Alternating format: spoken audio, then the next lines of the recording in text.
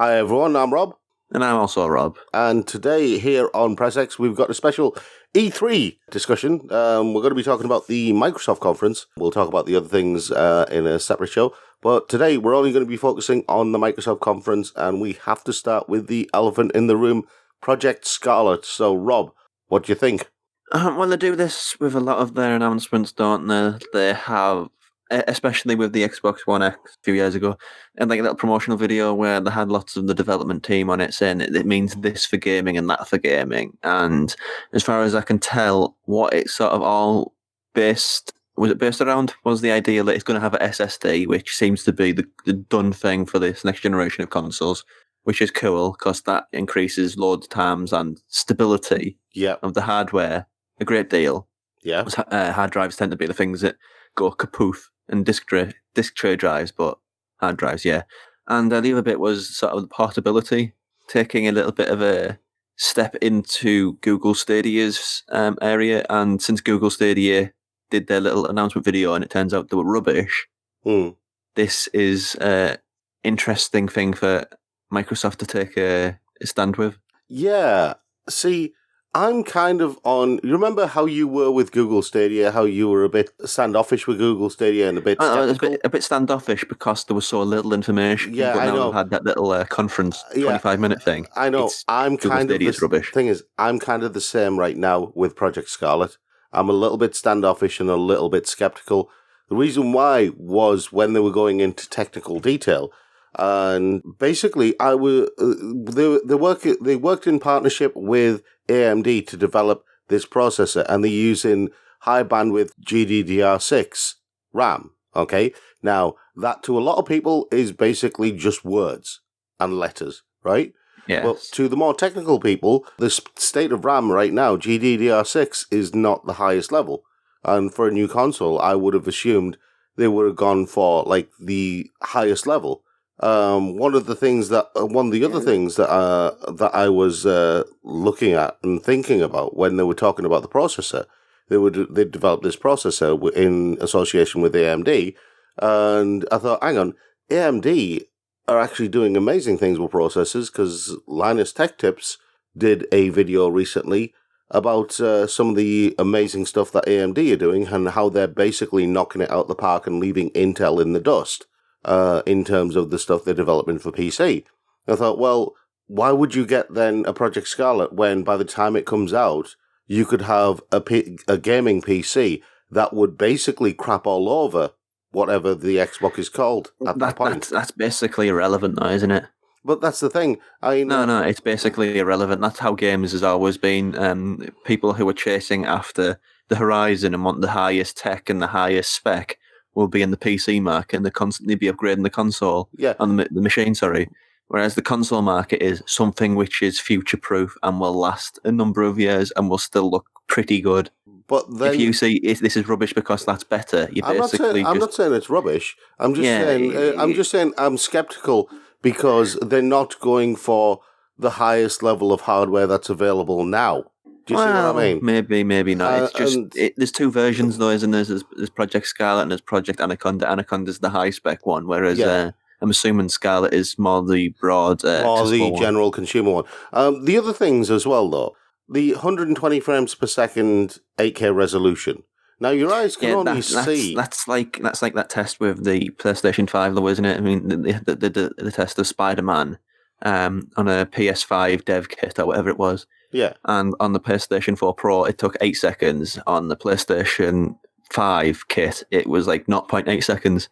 You're testing like next generation equipment on previous generation software. Yeah. So you can get these results which make it look like a really big deal when in reality it's not going to be that. So you can skew the data to make it look better than it actually is. It's basically the old marketing trick, when they say, oh yeah, the prices start from £99. Like, yeah, you're selling one for £99. The rest of them are going to be like £250.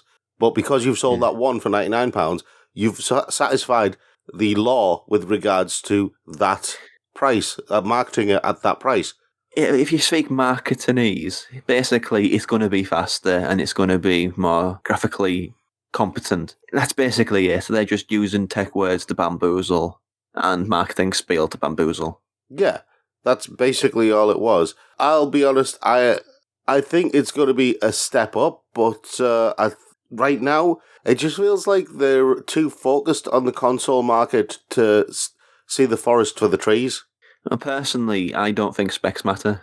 See, that's the thing. I don't think... No, let me finish. I don't think specs matter because if you have the highest specs in the world but have no games, what's the point? Yeah, that's the other thing that I was going to say.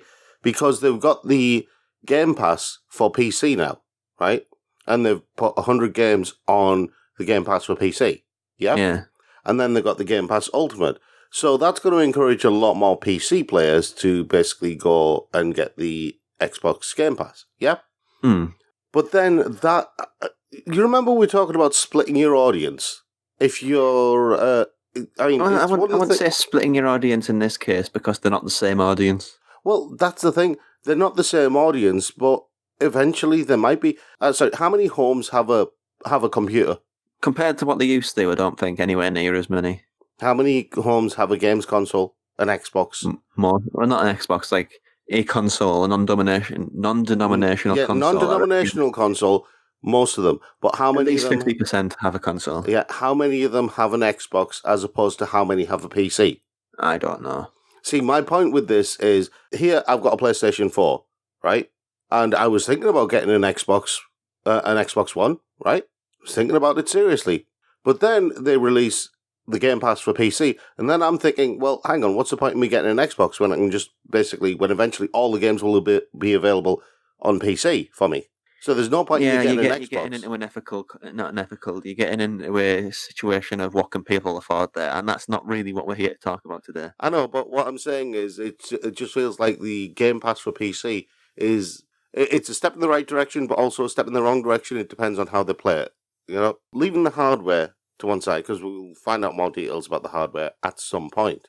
Right now is just one of those, look, we're doing this presentations, wasn't it? Yeah. And there were a lot of talking heads, I'll be honest. It wasn't the lavish presentation I expected it to be, but this year with Sony not being the reason why we're doing a Microsoft video instead of a Sony and Microsoft video. Yeah. Is because Sony aren't present this year. Yes. So the reason why we're doing this one is because it's basically Microsoft's flaw to basically knock it out of the park. Yeah, and in some parts they did. Keanu, I thought, was a nice touch. I was a little bit disappointed when it revealed that he was going to be in Cyberpunk 2077 because it feels like a little bit pop culture pandering, but that's just my opinion. It is pop culture pandering, but at the moment, Keanu is the flavour of the month, isn't he? Yeah, he is. And weirdly enough, he kind of fits with Cyberpunk 2077 because when you look at the movies he's done, aside from The Matrix, he also did Johnny Mnemonic. But Cyberpunk 2077, what do you think? It always looked excellent. Yeah. I don't think it looks quite as vital. I know this is like a really picky thing, but with the male lead, it looks a little bit more anonymous. Yeah. Whereas with the female lead, I felt like there was a bit... I'm not going to get into the implications of all that, but I think in that sort of story and the gameplay that they featured last year's E3, it just felt more alive, more vital. The character just felt... The dynamic between the two leads felt a little bit more important. Yeah, one of the things that I kind of liked about the Cyberpunk announcement was just the pop that CD Projekt Red got. Yeah, they got a massive pop CD Projekt Red. It does highlight just how much people are anticipating Cyberpunk 2077, doesn't it? Well, I'm still looking forward to it. I just think, I don't know, the male lead was very generic that they used. Yeah, I agree. It was very generic. But let's look at some of the other games then from the Xbox conference. There were quite a few indie games, but there's one that I do want to focus on in particular, just right at the beginning here, and that was the return, kind of, I suppose, but the return of Microsoft Flight Simulator. Yeah, I didn't know where they were going with that. That was it's something that only they can do. I don't know, not discounting the Microsoft name, but in the console space, nobody else really has interest in that. Yeah, but the weird thing is, it's been pretty much absent for a while, hasn't it? I can't remember the last time it was around. Do you see what I mean? And then suddenly, out of the blue, they announced Microsoft Flight Simulator, and yeah, I know that now it's going to be so much more advanced, and it's going to attract all of those aviation fans. And if it's out on Xbox, I mean, and it's pretty much guaranteed it'll be out on PC. But if it's out on Xbox as well, that to me is a console seller. Yeah, because the thing about console exclusives is in the case of Sony, the console exclusives are good. Yeah. But they're only targeting one audience. Yeah, exactly.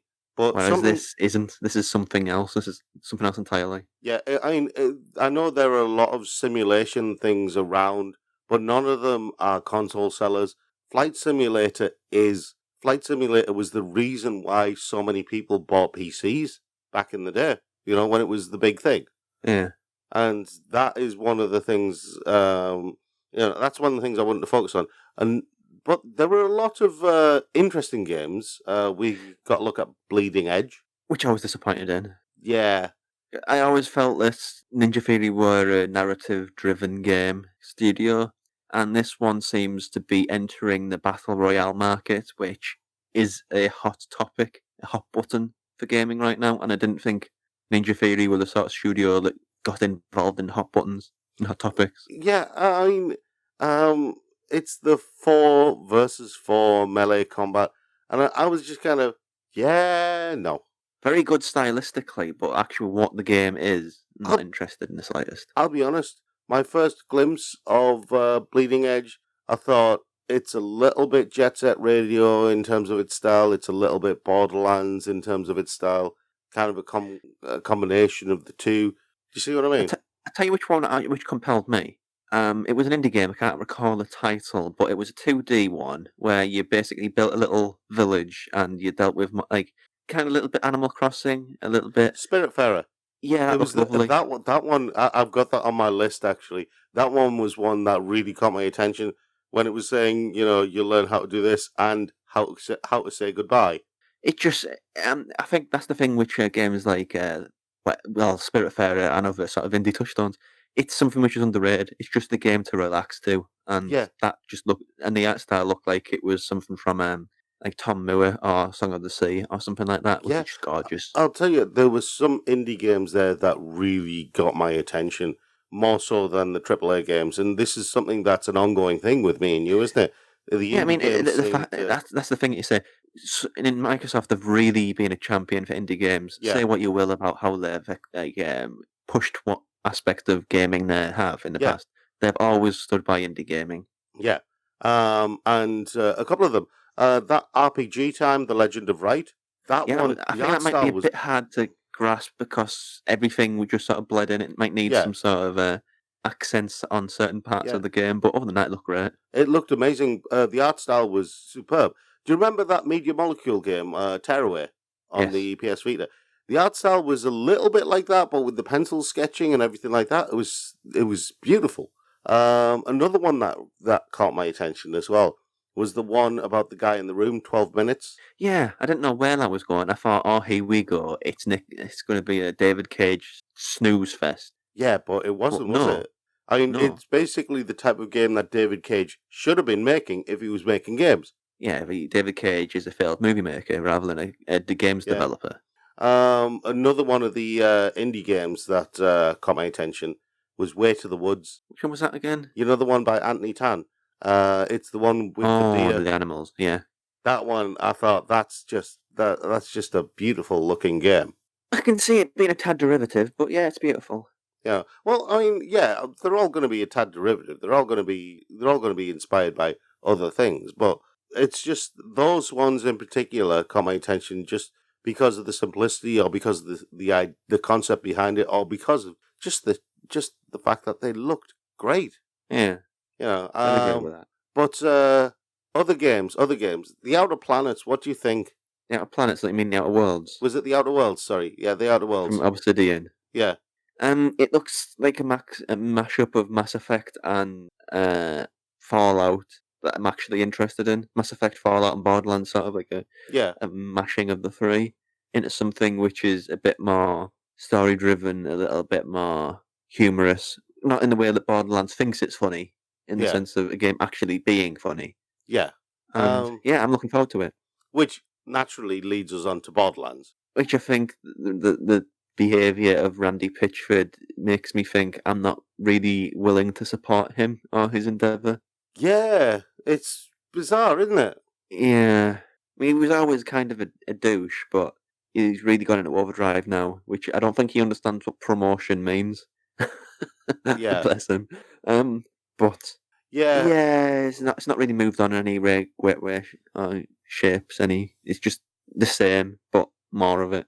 they announced Double Fine joined Microsoft Game Studios, and That's basically confirmed me getting an Xbox then. yeah, Psychonauts 2. Yeah, that'll do me. Yeah, It wasn't a particularly good trailer. It wasn't a great trailer, but I'll be honest, there were certain titles that they announced for the Xbox, and if they're timed exclusives, okay, fine. But if they're just exclusive on the Xbox and no the console, I would buy an Xbox just to play them. Yeah. But that guy who says world exclusive certainly got a lot of paychecks at that conference. Yeah, well, the titles that would make me buy an Xbox console, right? Psychonauts 2, Tales of Arise, because I am a big Tales fan, right? But the biggest one of all, for me, and the one that I have been wanting to play for so long, and I've been waiting patiently for somebody to bring it to the West, Phantasy Star Online 2. Yeah, it didn't really get much of a reaction. And I thought, hang on, this is like a major coup for Microsoft this. Yeah, I know. And I was just like, this should be getting the same pop as CD Projekt Red, but it's not. And I think it's because a lot of people have forgotten just how important Phantasy Star is in terms of MMOs, online MMOs in particular. There's no other type of MMOs, but it looked fantastic, in this new sort of spec. And the new game, what was it, Crossfire X? I thought, they're doing a military shooter. Yeah. But if you watch the gameplay, it's also very silly and over the top and exaggerated. Yep. So it's fine, I think. If you keep those sort of core values in a game like that, it's fine. Yep, I agree. The other one that they announced, though, there was only one other one that caught my attention. Because obviously there's a Dragon Ball announcement, but there's always a Dragon Ball announcement. So I'm not even going to bother. It won't be allowed to die. Yeah, I'm not going to bother talking about Dragon Ball. But the other one that they announced was a collaboration, the story collaboration between I forgot his name, something Miyazaki and George R. Martin. Yeah, I think people have been disappointed that it wasn't the Game of Thrones thing. Yeah, but it's called Elden Ring. Poor title, I think. I don't know. I was a bit surprised by just what sort of concept they were going for, and the whole beginning bit with the thing holding the hand and all the arms and stuff like that gave it a very horror-ish vibe, and I'm hoping it is a fantasy horror type thing because we don't really see a lot of those. I think that Miyazaki, the game Miyazaki, the From Software Miyazaki, yeah, that's kind of what his raison d'etre is, isn't it? Yeah, and I know that people will cite Dark Souls and Bloodborne and games like that, but those aren't really scary. When I say fantasy horror, I mean something that is actually, it has the atmosphere of the better Resident Evil or Silent Hill games or the Fatal Frame games. Yeah, I think the fear with those games come from the fact that dying is so annoying and you don't want to do it. Well, I don't know. Sometimes in some of those games, Fatal Frame 2, for example. No, I mean in the case of those Dark Souls style games. Yeah. That's the thing where the fear comes from me. I really hate having to do things over and over again. Yeah, but when I say a fantasy horror, I want something that is fantasy and scary. Well, maybe this will be it. Maybe it won't. Who knows? Yeah, you never know. The platform was there for Microsoft to really knock it out of the park, and I don't think they did. Yeah, it felt like they pulled back a little bit. They announced stuff like the new Lego expansion for Forza, which I wasn't really... Well, Forza Horizon 4, I should say. I wasn't really sold on that. I was like, yeah, okay, why? They put a lot of value of the conference into Gears 5, which does look good, don't get me wrong, but maybe a bit too much time. The Blair Witch game? Well, it's kind of trite, isn't it, for modern horror? It might be good, might well be very good, but that sort of hiding and using the camera, sort of Outlast-style horror, Yeah. become a bit worn out right Yeah. now. I'll tell you what, Lego got a good outing at the Microsoft conference because it wasn't just the Forza game. There was the whole Lego Star Wars thing as well. The Skywalker saga, as they call it. Yeah. Exactly. Been too many Lego games at this point. I mean, even without playing it, you've seen the trailer, you know exactly what it's going to be like. No mystery behind those games anymore. Nope. So, yeah, I don't know. I've seen some of the announcements from the Bethesda. I haven't watched the Bethesda conference yet, but some of the announcements from that conference excited me more than this. Yeah. And I'm looking to jump ship to Microsoft next generation. So for me to say that, and I'm wanting to be interested. Yeah. It's kind of just. It was a very going through the motions sort of conference for them. I mean, the thing is, it just felt, I mean, especially with the, coming full circle here, especially with Project Scarlet and their announcement that they launched the Xbox with Halo and they're launching the new Xbox with Halo. And then you got to see the trailer for the new Halo game. But for me, Halo, okay, yeah, it sold a lot of consoles back in the day, But I think it was an announcement for a console without an announcement for a console. Yeah, exactly. And Halo to me isn't a console seller now because It is to some people, but to some people, yeah, nostalgia fans. That's the thing. It just feels like they're doing exactly what Nintendo generally do and capitalize on people's nostalgia to sell consoles. And I think that's the wrong way to sell consoles. Yeah. Okay. So if you have any comments about the conference or our comments on the conference, please do comment below. But until next time, which will be a lot sooner this time because it's E3, so we'll be doing 2 of these videos. I have been Rob. And I've been Rob. Thanks for watching.